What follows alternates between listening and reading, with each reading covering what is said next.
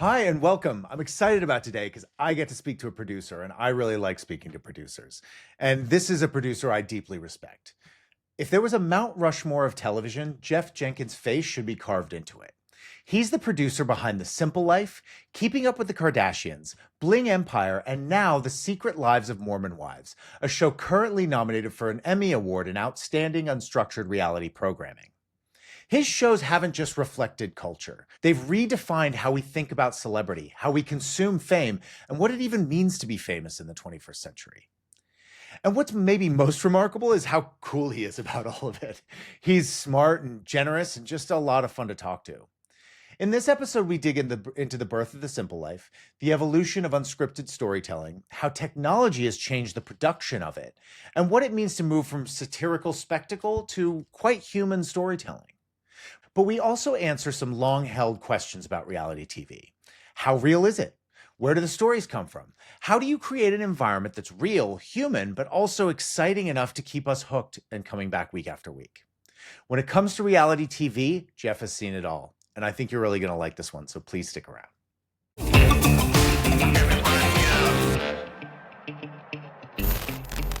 Jeff, thank you so much for doing this. I'm quite nervous because I'm a big fan of many of the things that you've made. Simple Life, and I've avidly watched all of the Keeping Up with the Kardashians, and now as well Secret Lives of Mormon Wives, which I can't get enough of. I'm deep into season 2 and love it.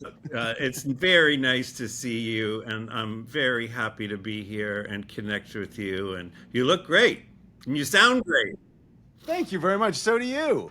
I love the Thank you. haircut. And, Thank you. you're looking very svelte. Obviously, you've got Secret Lives of Mormon Wives out right now on Hulu. That's just been streamed 1 billion times, which is a huge achievement. And you've got lots of things kind of going and coming out. You've got a Tiffany Haddish show going on, Overboard for Love with Alex Cooper. It feels like you're really hitting a stride. I mean, I know you started your company just before COVID, and that must have been a bit of a kick to the stomach.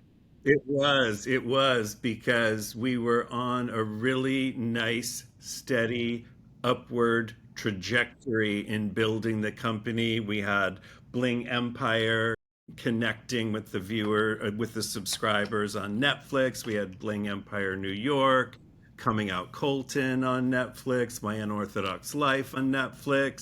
Oh, God, that's right. I also binged Unorthodox Life. Yeah, that was a good one. You've got so many good deep cuts that I even forgot some for this meeting. Yeah, that's okay. But yeah, then COVID just, took everything and everyone off a cliff. And so it was almost like post-COVID, it was almost like starting over, rebuild the company again. So to your point, yes, we've been building, and now it's hitting a nice stride, and hopefully we can continue that, serving buyers' needs and making the audiences happy. You started at Bunim, which in the fabric of reality television is kind of ground zero. It's the real world. I mean, it's so many shows that created the format. It occurred to me looking at what you've done with Simple Life and then Keeping Up with the Kardashians. They both redefine the form. I mean, Simple Life, everything is born of that's Plymouth Rock. It's everything is sort of born of that. But it occurs to me in both instances, those two projects kind of changed the very nature of fame in their respective eras. Now it's a cliche, but sort of being famous for famous sake. Were you aware of that at the time? I definitely was not aware of the kind of seismic change that those two shows, The Simple Life and Keeping Up with the Kardashians, were going to represent when we all look back. When we started The Simple Life, in fact, I think for the entire run of Simple Life, social media didn't really exist, and being able to be an influencer with millions of followers and get brand deals, none of that existed. I was chatting with a gal from the New York Times yesterday, and she asked me a similar question, a similar topic, and I shared with her, I remember walking into Kris Jenner's home, the classic, the one that was on the TV show with the black and white tile floor, which is for sale right now for $14 million. And I should go view it. right? I remember walking in and she was on her phone and she was like, "Oh, I just joined this app, Instagram. It's so fun. You got to do it." And I was like, "What? I don't want to fucking do another goddamn fucking social media thing. I hate Facebook." So, yeah, they really, I think, Paris had an eye to branding herself. If you read her memoir, her most recent memoir, she really wanted to escape what was happening to her as a young teenager and take control of her life, take control of her destiny. And the way to do that was to have money, right? So she knew what she wanted to do. Same, in my opinion, the same is with Kris Jenner and Kim Kardashian. They knew what they wanted to do to somehow get into this particular lane and figure out how to monetize it. So I honestly think the three of them are really genius, truly genius and trailblazers, the three of them. I think, don't kill me, Courtney and Chloe. And I think everybody else besides Kim and Kris Jenner in that family, they got lucky. They're riding the wave of Kim and Kris putting their heads together and figuring it out and figuring out how to do it and really building that example for everyone else.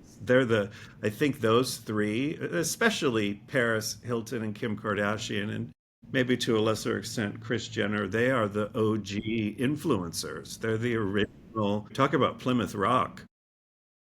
They are the original influencers. Especially as for Paris, so much has been contextualized since with her talking about her experience at the boarding school. Also, she's really only just now made it clear that the persona she was putting on was a bit of a performance, which honestly moves simple life into almost performance art. Yeah. And I think that, but we didn't know. I mean, we weren't participants in the understanding that that was a character, and I think that now realizing that, it makes what she did even more impressive, and what you all did together even more impressive. I think you're really shrewd to recognize that and verbalize that. Looking back, after you read that memoir and looking back and seeing, oh, wow, she created that or exaggerated to a large extent a small thread that is a genuine thread of her personality, exaggerated that one thread. It's pretty genius. It's pretty genius. And I think she just has she and Kim are very similar in that way. They have an innate sense of which way to move, left, right, forward, backward. It's like it's in their DNA, it's in their blood. It's an instinctual understanding of what to do, how, and when. I don't think it's something you can necessarily learn or be taught. And frankly, they both never stop working. Never stop working. They are, I remember a long time ago listening to Fran Lebowitz being interviewed about Andy Warhol and people calling Andy Warhol, as they called Paris and Kim to a lesser extent, just a dum-dum, just a dum-dum who got lucky. And Fran Lebowitz was like, no, you don't fall to the top of a mountain. You don't fall to the top of a mountain. You fucking climb it. I have great respect for both of them. It's fascinating. You went into Bunim Murray, and then you ran it. What did you learn back then from Bunim Murray, and how has reality TV changed since then? I think, I started at Bunim Murray in 1998, and I was there for 20 years. The first decade, I was in the story department, in the directing department. I became a showrunner, and so I really learned the trade, the craft, almost like learning to be a plumber or an electrician. I learned the craft of reality television in a very pure documentary way. At that time, there was no hand of the producer. Everything was very documentary. You tick the domino, cross your fingers, and hope you get some content. The second decade I was there, after one of the founding partners, Mary Ellis Bunim, my wonderful mentor in story, passed away from breast cancer. And I kind of tried to step up and fill some of that void. And that was right around the time I remember finishing directing a season of The Real World, this very pure documentary, and starting like the next day on season 1 of The Simple Life. And Simple Life was, this is going to be a half-hour comedy. It's a half-hour comedy. We have to get comedy. And so some of it was pure documentary, but that was the first time where creatively the producers, we started to step in a little bit and help steer things. Whether that means, okay, let's create this sandbox for Paris and Nicole to play in. Or let's give Paris and Nicole one piece of direction. Like, your goal in this sandbox is X. Give them somewhere to start from and somewhere to strive to reach. So we started stepping in and steering things a little bit.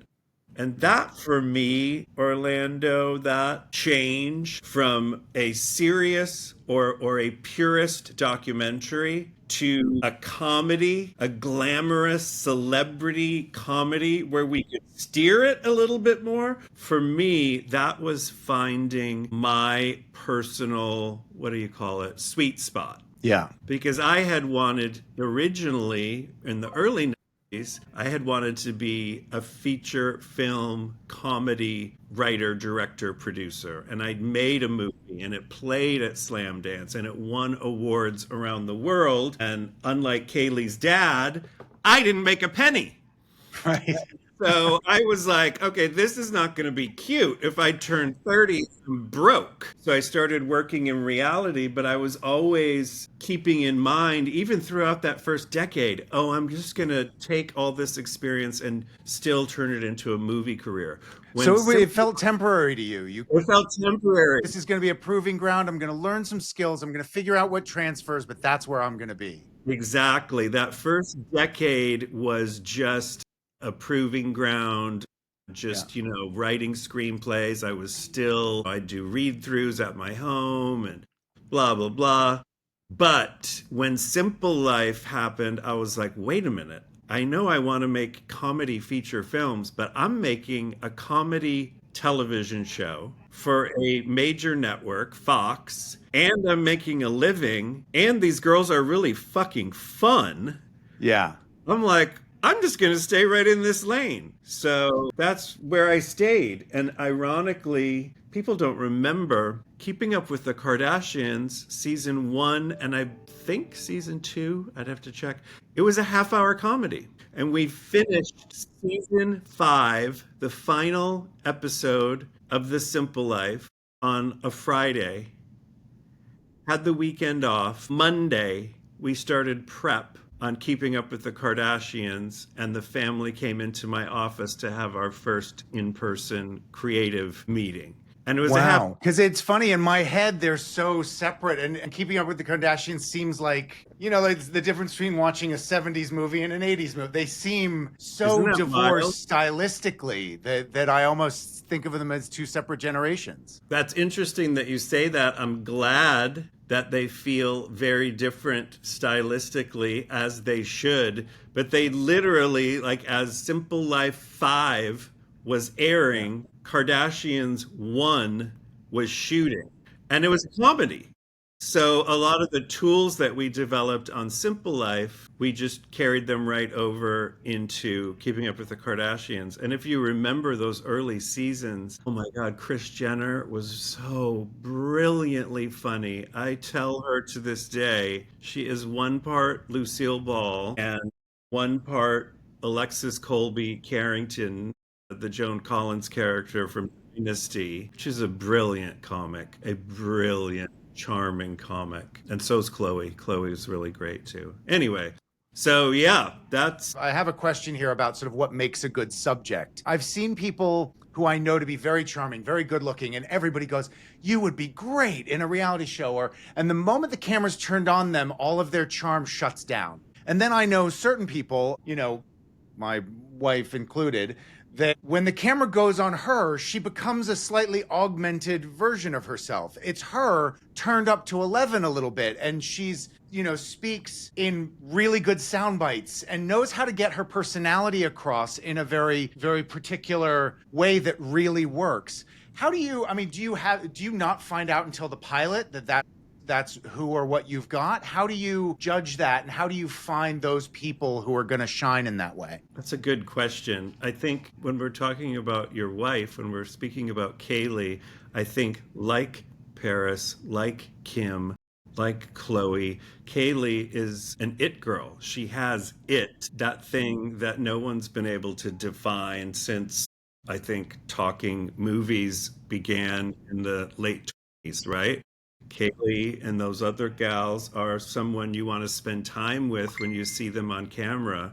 You want to listen to what they say when they're speaking on camera. I think to answer your question, two things. For whatever reason, probably because I was a weird, strange, introverted child and watched endless thousands of hours of television and movies as a child. I'm talking like 4 years old and on, watching Merv Griffin for hours and hours. I think some kind of mechanism was developed so that when I'm in casting, I do have a feeling in my tummy when it just like goes off like a microwave that, oh wow, this person is going to be very embraced an audience. I remember I was doing open calls for the real world. I think I was in Louisiana. Back then, we'd see like 2,000 kids in a day, right? Tables of 10, 5 minutes per table. So you have 10 kids in front of you for 5 minutes. I had this like stock question that I would ask, a question or two. And one of my first tables, this kid sat down and rather than answering my questions, he commandeered the table and started questioning the other kids and got a dialogue going. And he was terrifically handsome and he was very witty. And I wrote on the top of his application, put him on the show. And that was Theo Vaughn 25 Really? years ago. Wow. I have a little thing, a detector that just goes off. So if I just listen to my or wait for my tummy, that happens. And then to your point, the other thing is okay, when you're actually working with someone, do they resist or do they lean into it? Meaning, does it feel like The sort you of have improv thing of the yes and. yeah, like you said, like Kaylee, when a camera goes on, she can turn herself up to an 11 and she delivers. Right? There's other folks who you turn the camera on and they are reticent. They fold a little bit. If somebody, if the tummy goes off and then when you're working with someone, if they lean in and they want to be collaborative and they want to deliver for their fans, then it's going to work, It doesn't work when someone leans away and you have to drag it out of them. That stinks. That stinks. I have a little bit of experience with that. I did documentaries, and we did one about the Texas State Board of Education, which is an incredibly dry subject matter. But we did find this a gentleman named Dr. Don McElroy, who was a young Earth creationist, and he was just fascinating on camera. And you sort of realize, oh, okay, this is going to be the sort of clothesline that we're going to hang all of the clothes Yeah. on. This is because you need that driving force of a personality. Yeah. But how do you do it? Obviously so many of things, whether it's a family like the Kardashians or whether it's the girls on from Mom Talk, on Secret Lives of Mormon Wives, so much of that is about a group that sort of already exists. You may have your sort of lead person who's your way in. How do you handle that? Is it are you able to bring people out a little bit more? Are you able to reframe the group, or how does that work? That's a really good question. I mean, it is nice when you have a big family or a big ensemble because there will be cast members who quickly reveal themselves to be, to use your word, like the anchor, the lead. Like in early Keeping Up with the Kardashians, Kris Jenner was an anchor. Chloe would be having a bad week and disappear. And then next week, Kim would be out of the country. And then next week, Courtney would be in a bad mood. Chris was always delivering comedy or tears or conflict. Then Bruce Jenner. She's an anchor. Somebody, Courtney, I think, is the talk about Plymouth Rock. It has that very dry delivery that people mock and imitate now. So, yeah, we had to bring her along. It was a real process to get her to be vulnerable, to be real, to share.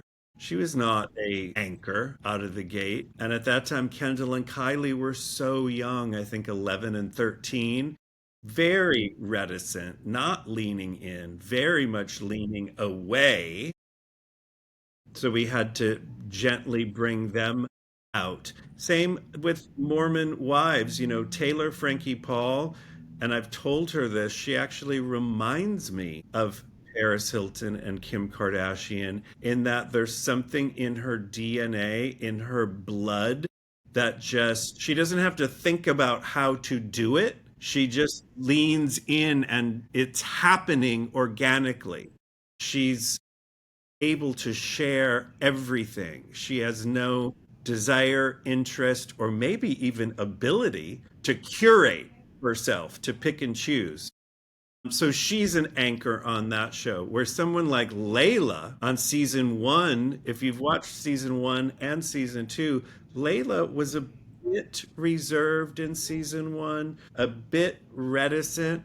And I think that's really because there were other strong anchors chewing up the scenery and taking up most of the space. Season two, Layla really realized I need to find my voice and be forthright and take control of my narrative rather than be a reactor to everything. I need to step forward. And so if you watch season two, she really comes through loud and with a perspective. And that's how she is in real life. So it took her a season to understand, no, you've got to lean in, don't lean away, lean in. So, and even Jonathan Cheban, Food God, he did some guest appearances on Keeping Up with the Kardashian and had fun. When Kim and I did a spin-off and he had his own show, it took him a minute to understand how to lean in and be vulnerable. But boy, once he got those tools and had that understanding, he just exploded like a triple plus. Going from purely documentary to then giving the scene some momentum, a push, some inertia that's going to drive it somewhere with goals. You have to, as a producer, create an environment that is constructed enough that you're getting what you need out of it, but free enough that real life can happen, which is what people are looking for. They're looking for real reactions from real people that I relate to. How do you manage story? How do storylines actually work? So I think, to be honest and to be accurate, those producing methods, those tools or approaches or techniques that we use change as culture changes. So, like I said, when we were doing something like The Real World, very pure documentary. When we were doing The Simple Life or very early seasons of Keeping Up the Kardashians, yes, we could steer it. An example of steering it might be, okay, let's do an episode where the girls try to help a homeless person. Okay, so as producers, we go find a real homeless person and we put that homeless person in proximity to the Kardashian family. Now, when they discover the homeless person, they do whatever they want to do. And that's reality. Courtney and Chloe took him into the family home, gave him a shower, gave him a shave, put him in Bruce's clothes, took him to the dentist, got him new choppers, took him to a shelter, got him booked, took him to a trade school, got him, basically changed this guy's life. So All we did, when I say, and you used a good word, give some momentum to something, all we did is say, hey, here's a homeless person. Everything else is a documentary. But on Real World, you never put the homeless person in front of them. So that's the difference. Now jump forward, because Simple Life and early Kardashians was 15 years ago. That's a long time. This pre-social media.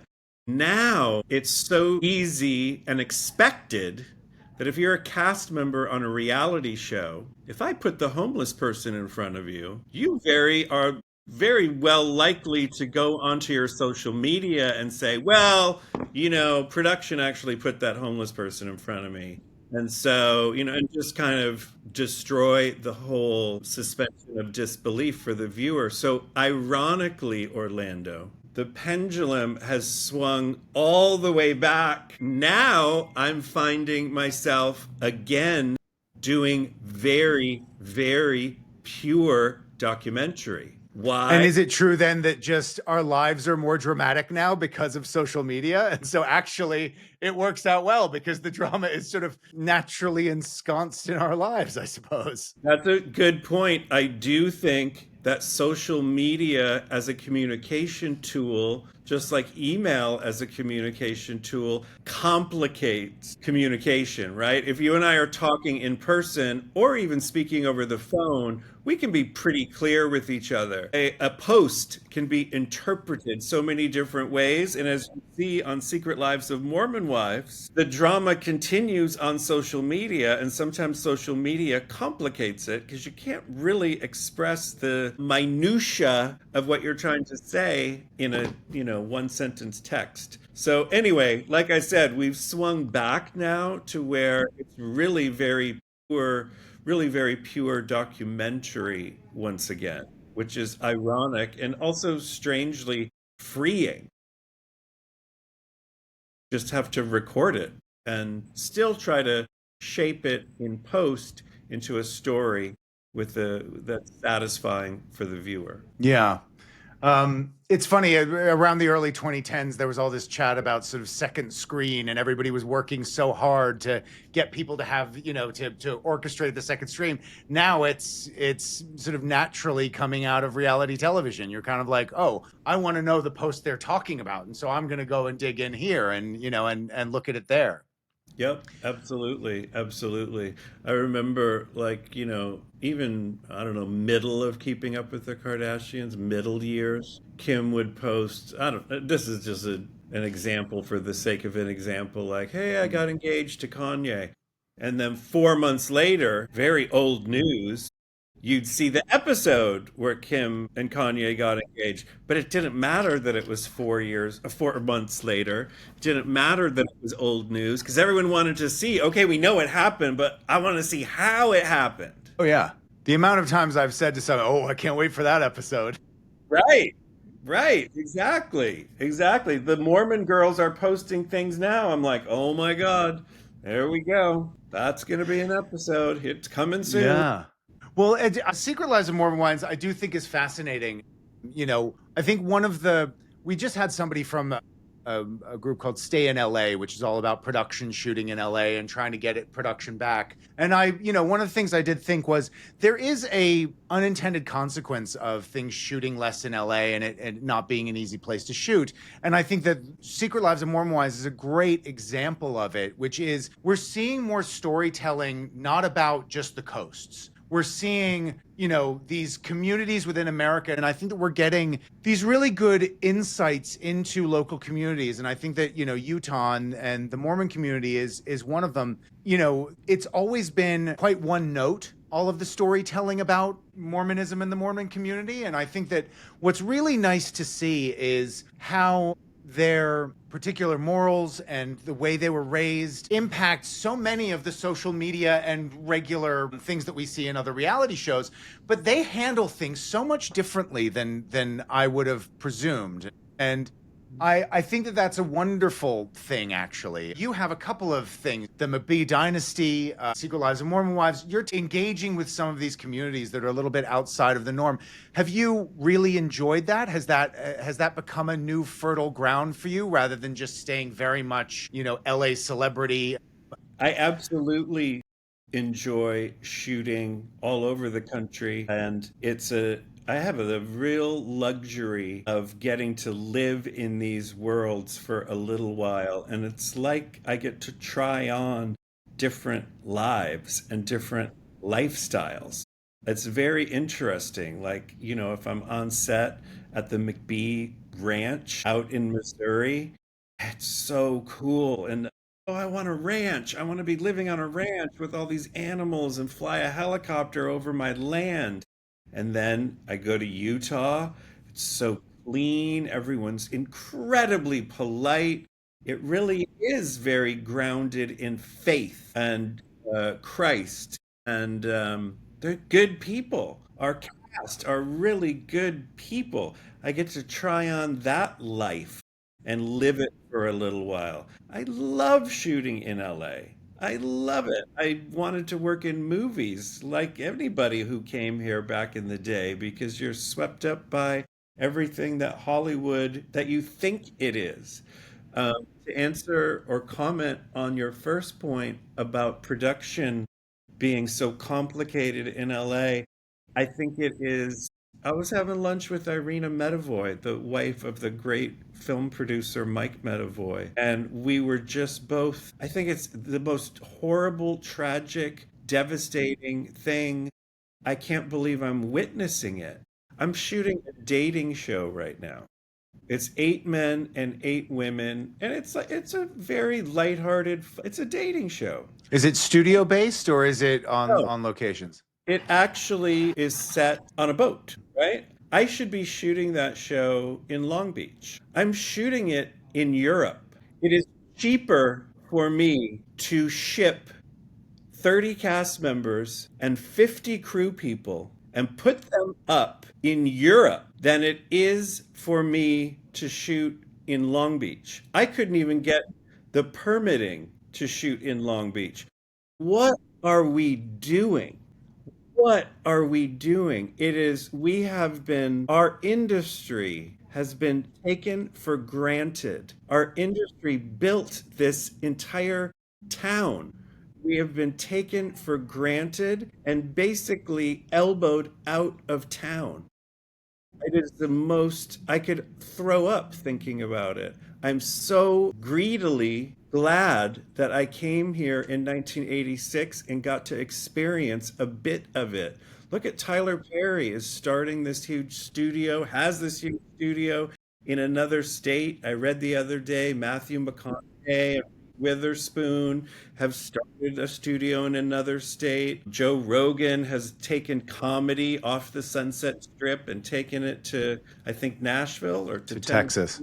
to Texas, to Austin. Yeah.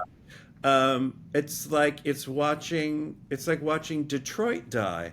And it's Hollywood. And, great icons like Kaylee's dad. Like, it just makes me sick. It makes me sick to witness it. I just don't know even what to, I'm not a politician. And I know Karen Bass signed something the other day, and it's probably going to be too little too late. But I guess everything changes.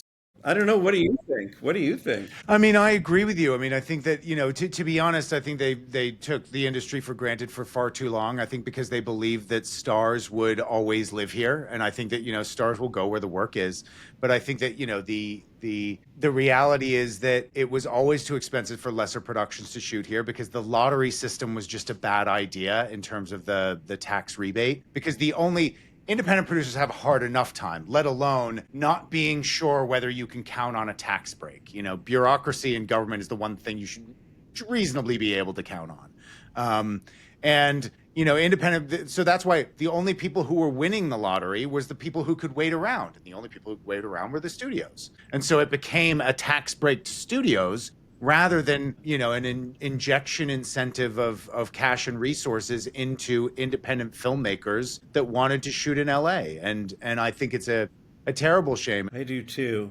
It truly breaks my heart and makes me ill. But like I said, from a greedy perspective, I'm 57. I'm glad that I got to experience it and be here when it was still a functioning capital of entertainment. But like I said, everything changes. I mean, obviously, since you started, it seems that the production infrastructure around reality television, as you say, very documentary style. It was camera on shoulder, maybe lavs or placed mics around that would like generally capture a lot of stuff. Now it seems the production infrastructure is a lot more sort of technically savvy. You've got multiple cameras shooting at the time. You've got drone technology, networked cameras.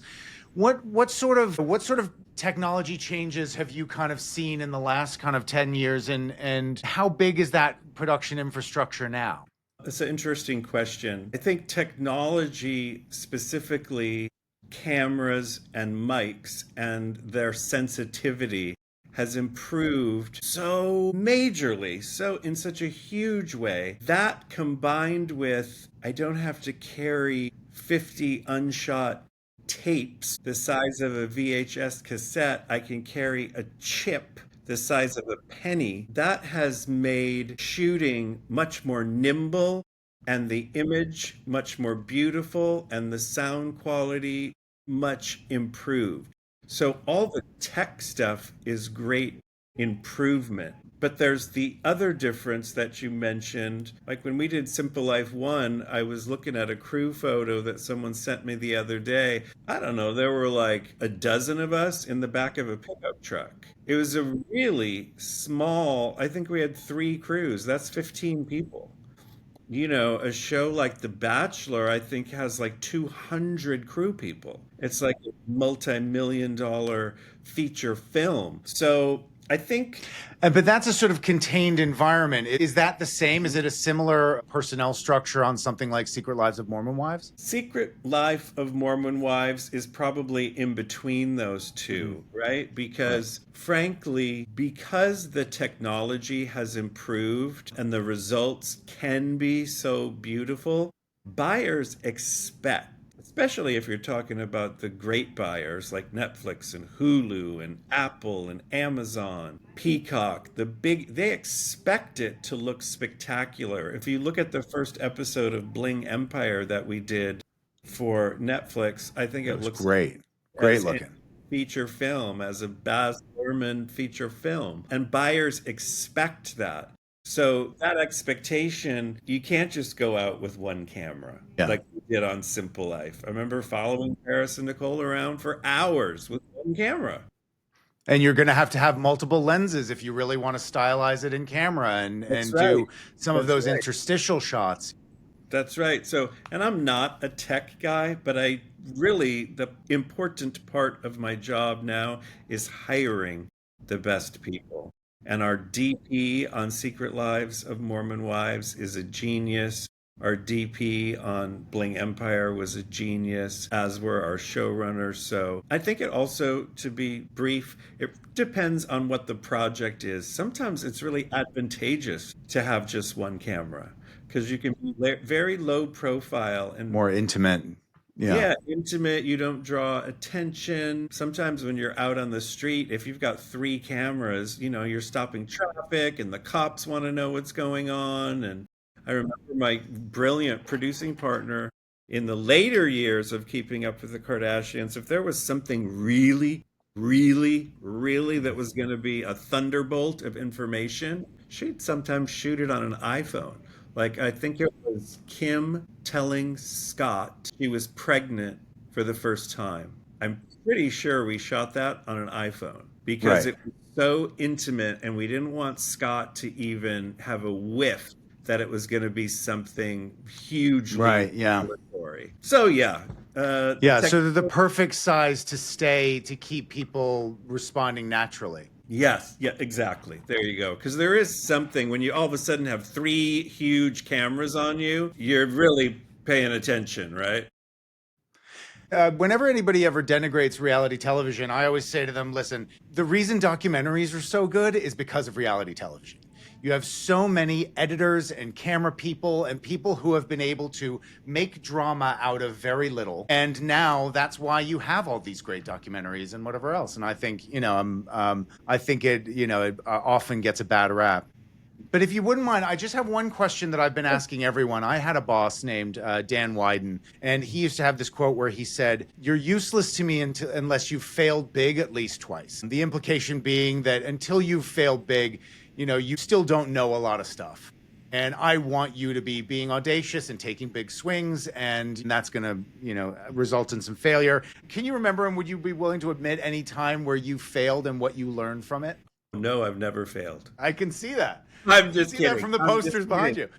Of course I've failed. Of course I've failed. I've probably tried to block them out. Of course I've failed. I think the first time I failed, to be frank, I was working on MTV's Road Rules, and we had great content for an episode. And an editor, I don't know what they cost back then. A great editor nowadays is about $5,000 a week, plus the equipment rental, plus the assistant, blah, blah, blah. So it's not cheap. And I remember we had more content than one episode could hold.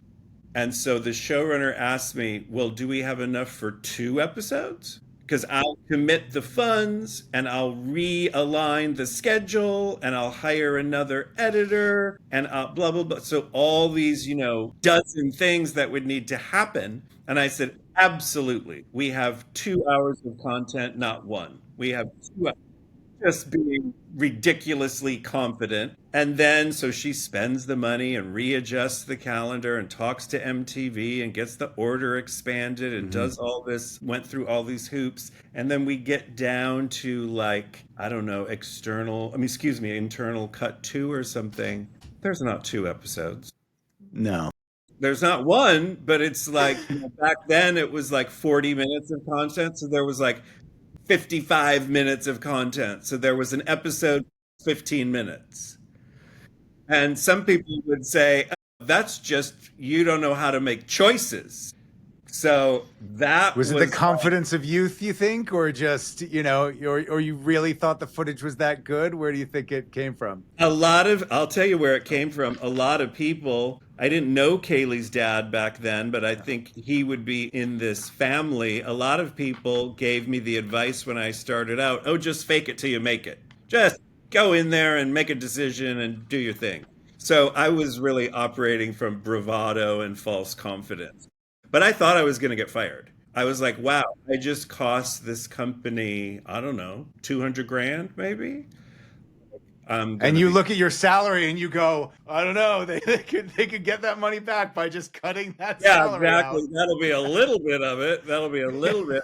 But they were very gracious and understanding and gave me a second chance. But your boss who started that statement that you shared with me, I think that's really insightful, because if you failed a couple times, especially in a big way, and you're still around, first of all, then you've got chutzpah and some balls not to just crumble and crawl away and start a new career and doing something else. That says something. And also, hopefully you've learned and you're not going to make that horrible mistake again. So if I'm working with you, I'm safe from that. So that was my first biggie. Oh, well, that's great. Jeff, thank you so much for sitting down and doing this with us. It occurs to me you should be on camera far more. Oh, you're very kind. Thank you. Thank you. It's a pleasure to talk with you. And I'm really happy for you and excited for you that this podcast is growing and taking off. It's really exciting. Thank you so much. I really appreciate that. And you're in my head, you're on the Mount Rushmore of reality television, and and it's been such a treat to talk to you, and I just love all your work. Thank you. God bless you. It's been fun chatting with you. Absolutely. Thanks so much, Jeff. Take care. You too.